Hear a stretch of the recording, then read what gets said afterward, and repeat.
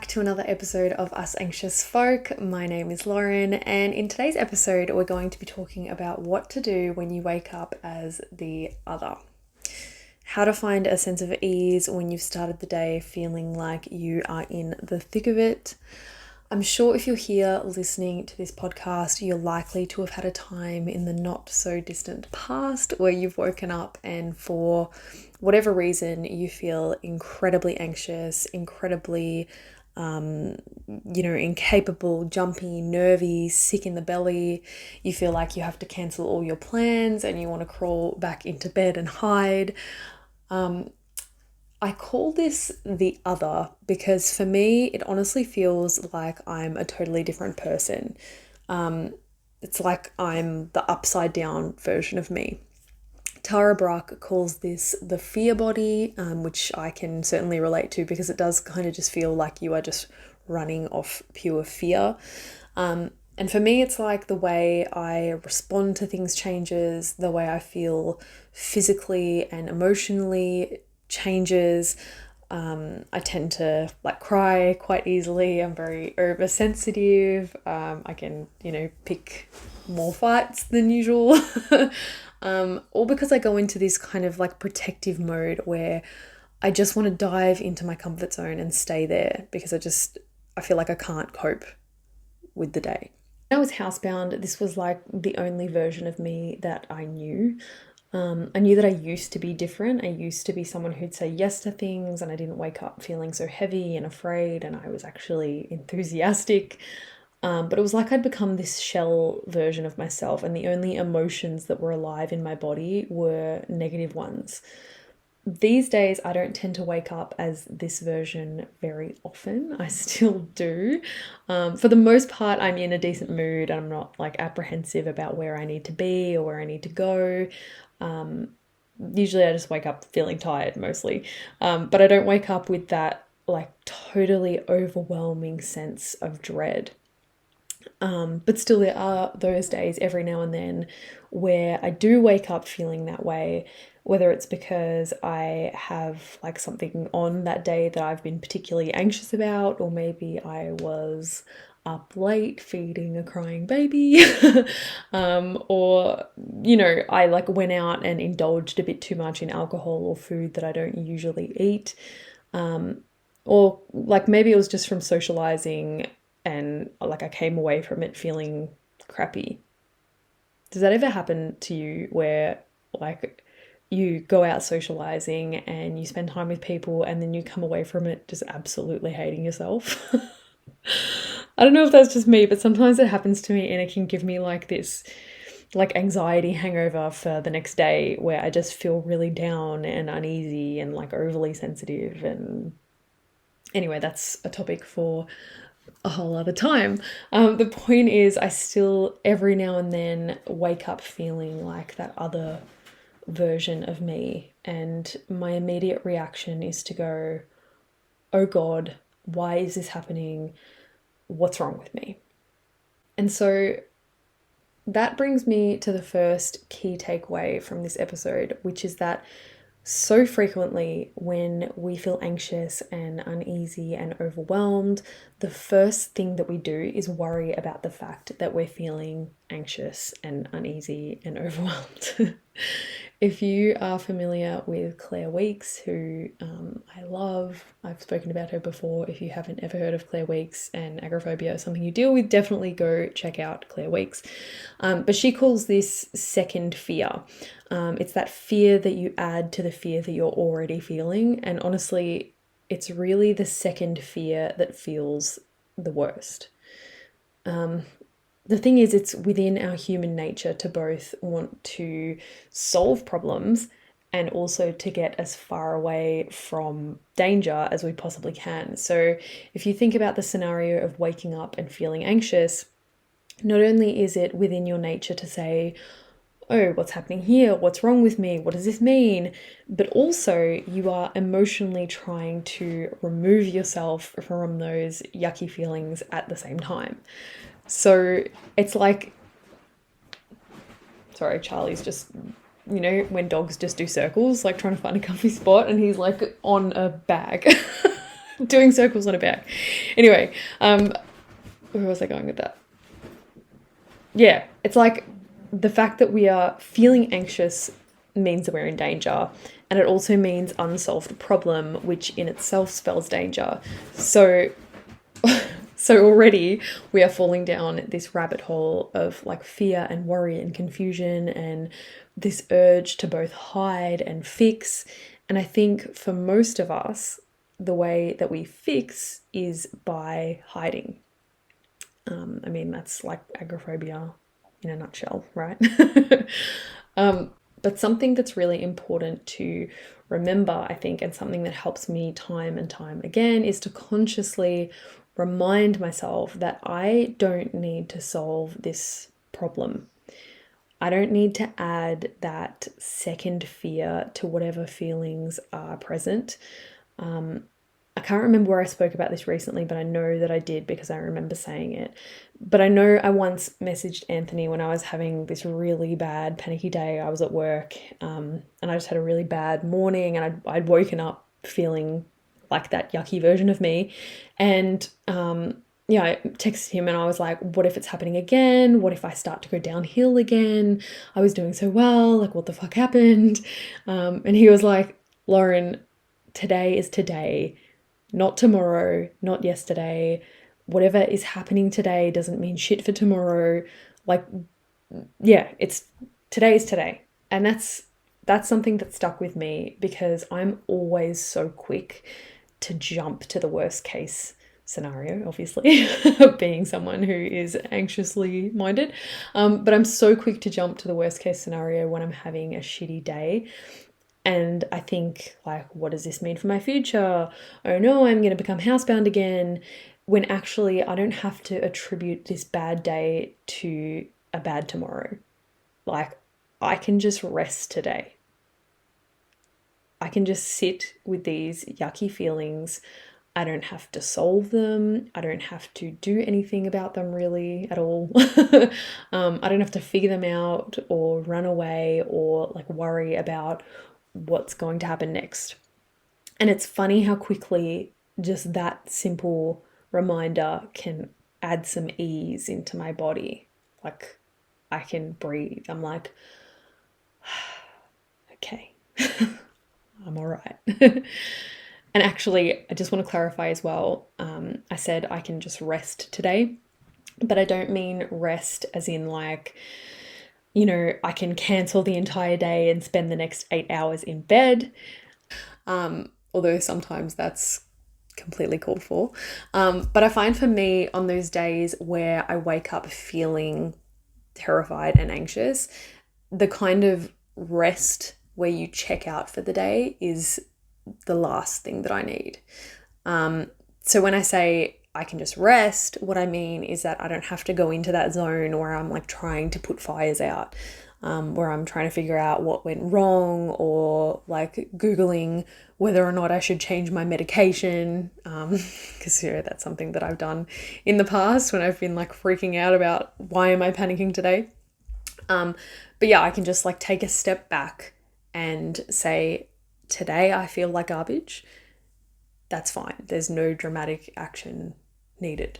I can just feel like garbage today. Doesn't mean anything for tomorrow. But yeah, so that brings me to my next point. And this is something that took me a long time to learn.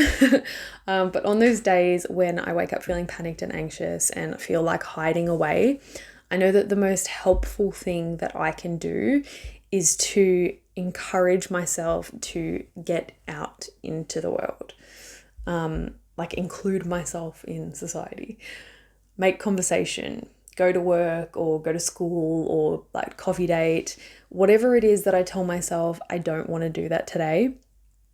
It's usually the thing that I most need to do in order to start feeling more like myself again.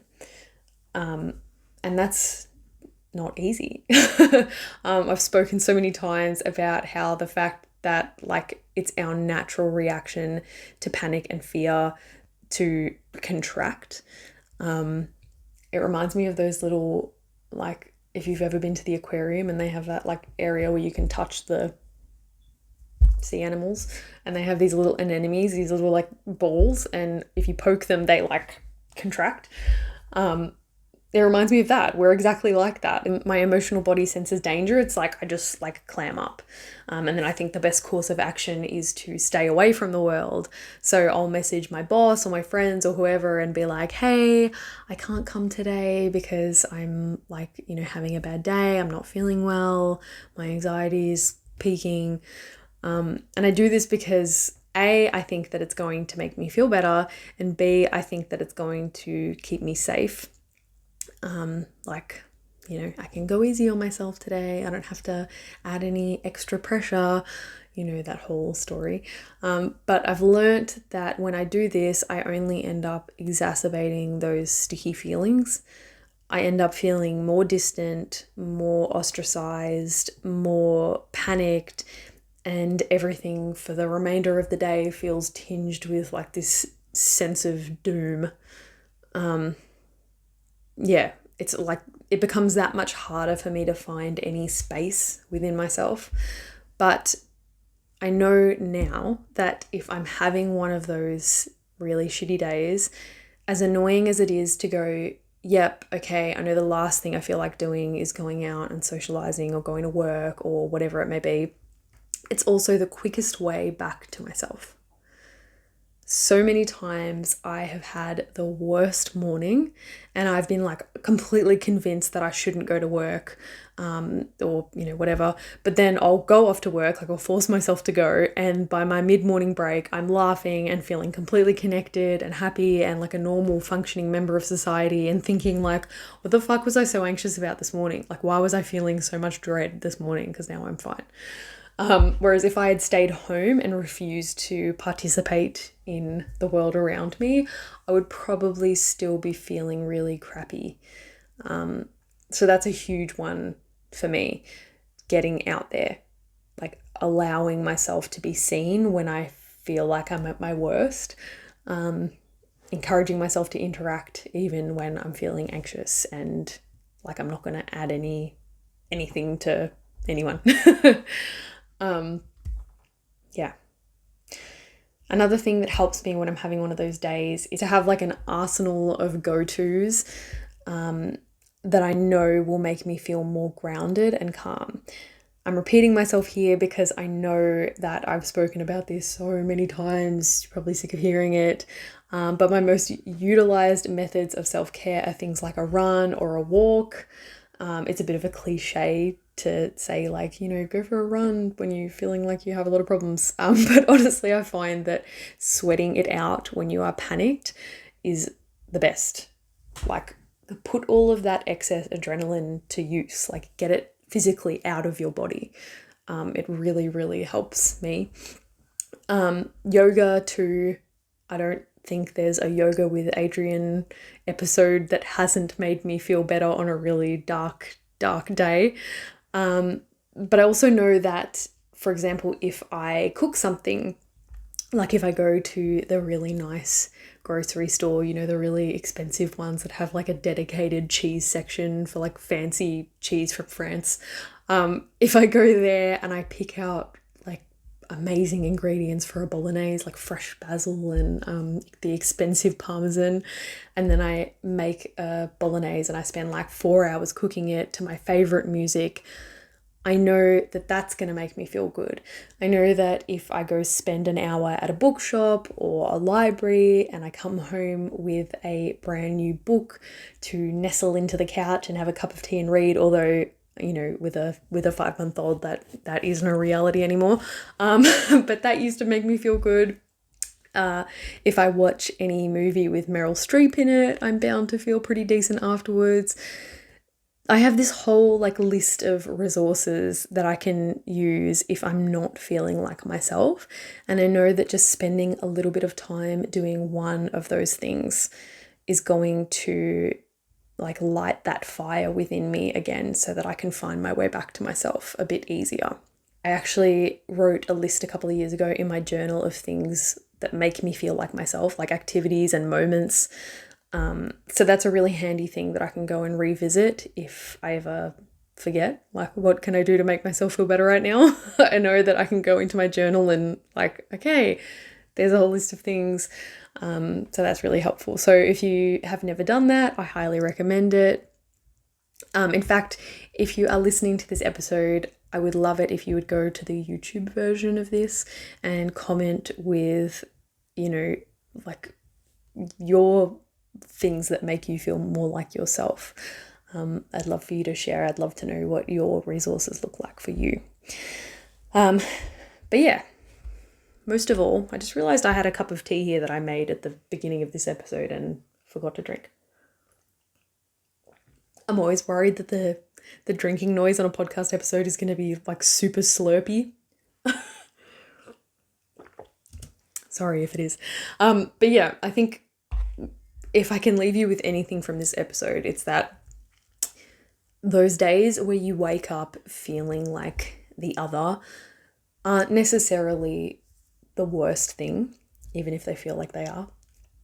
And they are going to happen. Like I said in the beginning of this episode, it was always so common for me to like react to having one of those days and be like, oh my God, what's happening? What does this mean? Why is this occurring? Am I going to go downhill again? But now I kind of like to look at it as something that just happens for no particular reason. Like it just happens. And the best thing I can do is to be accepting of that and know that I don't have to like fix it, or I don't have to worry about it being like the catalyst for a breakdown. But in saying that, I know that there are little actions that I can take that will nudge me back towards a place of feeling a bit more easeful. Easy. Is easeful a word? I don't even know. But yeah, there are things that I can do to make me feel more like my whole self rather than just like the survival oriented parts of me. Yeah. I hope that episode was helpful. Like I said, I'd love for you to share some of your resources, some of the things that make you feel more like yourself or most like yourself. But yeah, just know that those days where you wake up in the fear body or as the other, those days I think they happen to everyone. Everyone has shit days, but especially those of us who've dealt with panic disorder and, toilet anxiety and agoraphobia and all of that fun stuff. We're bound to have days where we wake up feeling like we maybe did in the past and worry about what that means. But just know that all it means is that you are a normal, functioning human being. Yeah. Anyway, I hope you are all having a fantastic day wherever you are, whatever you may be doing. I do want to let you know that I recently asked on my Instagram stories some questions about meditation. You may also know that I have recently completed a meditation teaching certificate because meditation is something that has helped me a lot. But I always felt like I couldn't quite claim that because the way I meditate is not like the traditional way to meditate, I guess. I mean, maybe it is. Like I do often sit in stillness with like my legs crossed and my arms out and like I do that as well. But I guess I make it a little more me. I don't know, that sounds really lame. But yeah, like I didn't feel like I was doing it like properly or I didn't feel like I was any authority on the matter, and I still don't. But I know that there are a lot of people who find meditation difficult or they find it a bit inaccessible, especially when you have anxiety, because when you have anxiety, sometimes it can be really hard to sit and, sit with what's there, because what's there can freak you out and set you off. So I have been trying to figure out a way to bring meditation to people in the way that I've found it helpful, hoping that someone else might find it helpful. And so anyway, long-winded way of saying that I've started recording meditation videos that I'm going to be uploading to my channel shortly, and they are going to be very informal, very unprofessional. It's literally just going to be me sitting down, guiding you through a meditation, and yeah, just like I'm just trying to make it as informal as possible, as casual as possible, as easy as possible, and I hope that it helps someone in the ways that it has helped me to sort of just sit with what's here.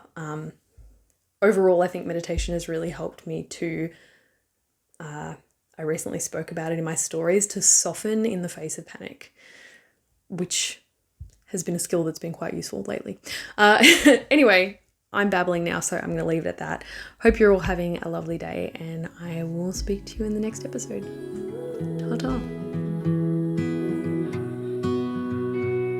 Thank you for listening to the Us Anxious Folk podcast, the podcast for the chronically overwhelmed, perpetually panicked, anxious folk in all of us.